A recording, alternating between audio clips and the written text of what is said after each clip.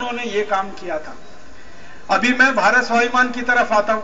भारत स्वाभिमान के घोषणा पत्र में यह बात बहुत स्पष्ट कही गई है, संपूर्ण आजादी के शंखनाद में यह बात बहुत स्पष्ट की गई है कि कोई हिंदू है या कोई मुसलमान, कोई जैन है या कोई सिख, कोई पारसी है या कोई यहूदी, जो भी धर्म वो अपनाता है वो उसके व्यक्तिगत जीवन के लिए है।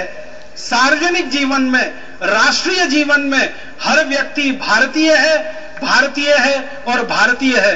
वो हिंदू नहीं है, वो मुसलमान नहीं है, वो सिख नहीं है, वो जैन नहीं है, वो ईसाई नहीं है, वो भारतवासी है, एक परमपिता परमात्मा का पुत्र है और हम सब उसके पुत्र पुत्रियां हैं या बेटे बेटियां।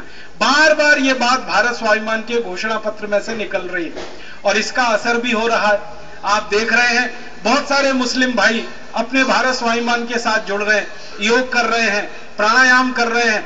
अपने कई मुसलमान भाई तो भारत स्वाभिमान में पदाधिकारी की भूमिका निभा रहे हैं, हमारे उच्च स्तर के पदाधिकारी बनकर काम कर रहे हैं।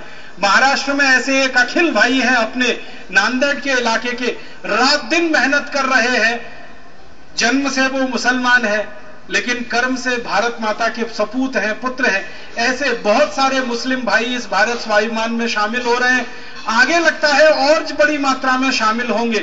और अंग्रेजों की बनाई गई जो डिवाइड एंड रूल की पॉलिसी है, बांटो और राज करो की नीति है, उसको एक दिन पूरा उल्टा कर देंगे और भारत माता के सपूत भारत माता को फिर से विश्व वैभव के सिंहासन पर बिठाने के लिए अपने प्राणपण लगा देंगे। तो लोकमान्य तिलक की बातें, अपने स्वाभिमान का। अब आखिरी बिंदु जो मैं लेना चाहता हूं, माफ करिएगा, आखिरी से एक पहला बिंदु, लोकमान्य बाल गंगाधर तिलक अपने घोषणा पत्र में कहते हैं कि संपूर्ण भारत देश में पशु हत्या और गो हत्या पूरी तरह से निषेध होनी चाहिए। जैसे वो शराबबंदी की बात कहते हैं, वैसे ही कहते हैं पशुओं का और विशेष रूप से गाय का हमारे जीवन में विशेष योगदान है। गाय सिर्फ दूध ही नहीं देती है, वो गोबर देती है, वो मूत्र देती है, उसके बछड़े बैल बनते हैं, बैलों से खेती होती है, अन्न उत्पादन होता है, पूंजी का निर्माण होता है। गाय के गोबर से खाद बनती है, मूत्र से कीटनाशक बनता है, गोमूत्र से औषधियां बनती हैं, मनुष्य शरीर के काम आती हैं, कीटों और जीवाणुओं को नियंत्रित करने के काम आती हैं। ये सारी बातें लोकमान्य तिलक अपने घोषणा पत्र में कहते हैं और उसको करवाने के लिए गांव-गांव, गली-गली प्रवास करते हैं, गांव में जाके व्याख्यान और प्रवचन करते हैं। अपने भारत स्वाभिमान की तरफ की भी यही नीति है। आपने कई बार इस भारत स्वाभिमान के मंच से सुना होगा, समझने की भी कोशिश की होगी। हमारा भी यही भाव है कि भारत की गाय और भारत के पशु कोई ऐसे ही नहीं है जिनको हम काटकर ऐसे ही फेंकते रहें। आपको मालूम है कि भारत में अगर गाय ना हो और भारत में गाय द्वारा दिए गए बैल ना हो, जो जितना डीजल का खर्च आज हो रहा है, ये खर्चा 1.5 गुना बढ़ता है डीजल का। क्योंकि बैलों के द्वारा जो खेती हो रही है, ट्रैक्टरों के द्वारा जो डीजल खर्च किया जा रहा है, दोनों का अनुपात जब मैंने निकाला तो हमारे बैल हजारों करोड़ रुपए का डीजल हर साल बचाकर किसानों के लिए दे रहे हैं और देश के लिए योगदान कर रहे हैं।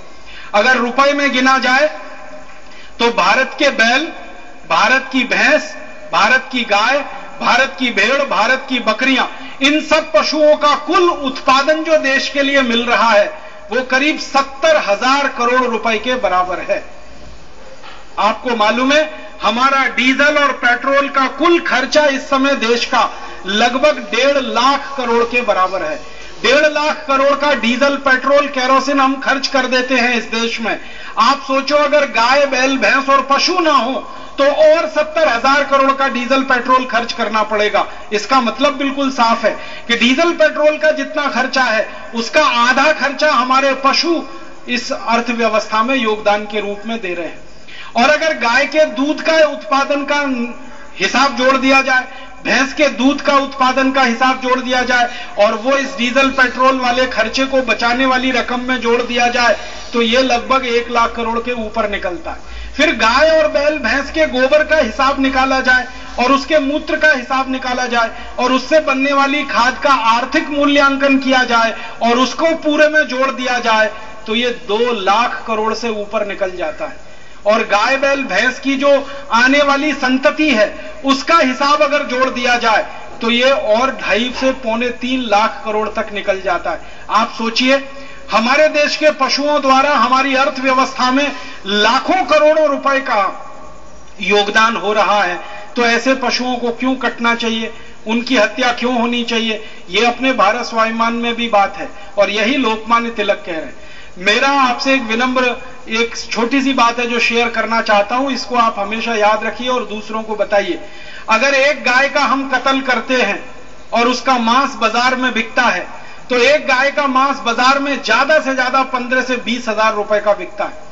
एक भैंस का हम कत्ल करते हैं और उस भैंस का मांस बाजार में हम बेच देते हैं, तो वो 25 से 30 हजार रुपए का अधिकतम होता है जब वो एक्सपोर्ट किया जाता है। देश के अंदर बेचा जाता है तो मूल्य और कम आता है। तो 15 से 20 हजार रुपए गाय का और 25 से 30 हजार रुपए भैंस का अगर हम कत्ल करके उसका मांस बेचें और उसी गाय को जिंदा रखें और उसी भैंस को जिंदा रखें, एक गाय आप जानते हैं अगर भारतीय नस्ल की है, देशी नस्ल की है, तो कम से कम अपनी जिंदगी में 15 से 20 बार मां बनती है। कम से कम 15 से 20 बार मां बनती है और 15 से 20 बार मां बनती है तो 15 से 20 बार बछड़ा या बछड़िया उसकी पेट से जन्म लेते हैं। बछड़ा आएगा तो बैल बनेगा, बछड़ी होगी तो फिर मां बनेगी। वो अगर मैंने मूल्यांकन करना शुरू किया, उसका कुल मूल्य जो निकालना शुरू किया, उससे मिलने वाला जो गोबर निकालना शुरू किया, जो मूत्र निकालना शुरू किया, उससे मिलने वाला जो दूध निकालना शुरू किया, तो पता चला कि वही गाय अगर काट दी जाए तो 15 से 20 हजार की है और उसको जिंदा रख लिया जाए तो उसी गाय का मूल्य 2.5 से 3 लाख रुपए हो जाता है। हम आर्थिक युग में रहते हैं, इकोनॉमी की बात करते हैं, हर समय उसको तुलना की दृष्टि से देखते हैं। तो एक गाय कटकर अगर मांस में चली गई तो 15,000 का योगदान है और जिंदा रहकर अगर हमने उसका उपयोग किया तो 2.5 से 3 लाख रुपए वो पूरे देश की अर्थव्यवस्था को दे रही है। तो गाय को तो जिंदा रखने में ही भलाई है, काटना तो बहुत बड़ी मूर्खता है। ये तो अंग्रेज थे जिन्होंने गाय काटी इस देश में और कटवाई, क्योंकि गाय काटकर मांस खाना अंग्रेजों के लिए जरूरी था, क्योंकि पूरा इंग्लैंड और पूरा यूरोप गाय का मांस खाता है, गो मांस खाता है। आप जानते हैं वो बीफ खाते हैं, बीफ माने गाय का मांस। तो वो भारत में आए तो यहां भी गाय का मांस चाहिए और गाय का मांस खाने के लिए उन्होंने कत्ल खाने शुरू किए। जहां जहां अंग्रेजों की छावनियां लगी वहां वहां कत्ल खाने शुरू हुए। 350 छावनियां अंग्रेजों की होती थी, 350 कत्ल खाने उन्होंने लगा दिए। उस जमाने में 30,000 गाय अंग्रेज रोज काटते थे। लेकिन अब बड़े दुख और दुर्भाग्य की बात है कि आजादी के 62 साल के बाद इस देश में जो व्यवस्था चल रही है अंग्रेजों की ही दी हुई है। बस इतना ही है कि काले अंग्रेजों द्वारा चलाई जा रही है। अब इस देश में हर दिन कम से कम 60-70 हजार से भी ज्यादा गाय काटी जा रही है। अंग्रेजों के जमाने में 350 कत्ल खाने थे। आज आजादी के 62 साल के बाद 3,500 कत्ल खाने रजिस्टर्ड हैं, 36,000 कत्ल खाने अनरजिस्टर्ड हैं। साल में 2.5 से 3 करोड़ गाय और अन्य पशुओं का कत्ल हो जाता है और उनका मांस विदेशों को डब्बा बंद करके भेज दिया जाता है। तो लोकमान्य बाल गंगाधर तिलक उस समय 19वीं शताब्दी के शुरुआत में कह रहे हैं गो हत्या बंद होनी चाहिए, पशु हत्या बंद होनी चाहिए। यही बात आज के संदर्भों में भारत स्वाभिमान का भी कहना है कि गाय हमारे लिए अर्थव्यवस्था का बहुत बड़ा आधार है। भैंस, बैल, जानवर हमारी अर्थव्यवस्था का बहुत बड़ा आधार है। खेती को अगर कोई सहारा दे सकता है तो जानवर ही दे सकता है। आप जरा पुराने जमाने की बातें याद करिए, जब सालों साल अकाल पड़ता था, बारिश नहीं होती थी, तो लोग जानवरों के दम पर जिंदा रहते थे। और राजस्थान हिंदुस्तान का सबसे पहला और सबसे बड़ा राज्य है जहां सबसे ज्यादा पशु आज भी हैं और हजारों साल पहले भी थे। राजस्थान में मरुभूमि है, आप सभी जानते हैं, लेकिन उस मरुभूमि में कुछ खास किस्म की घास होती है। उस घास को खाकर सबसे ज्यादा दूध देने वाली राठी जाति की गाय, नागौरी जाति की गाय राजस्थान में ही मिलती है। तो राजस्थान की भूमि में अगर खेती नहीं हो सकती कोई बड़ी बात नहीं है, लेकिन पशुपालन बहुत बड़े पैमाने पर होता रहा है।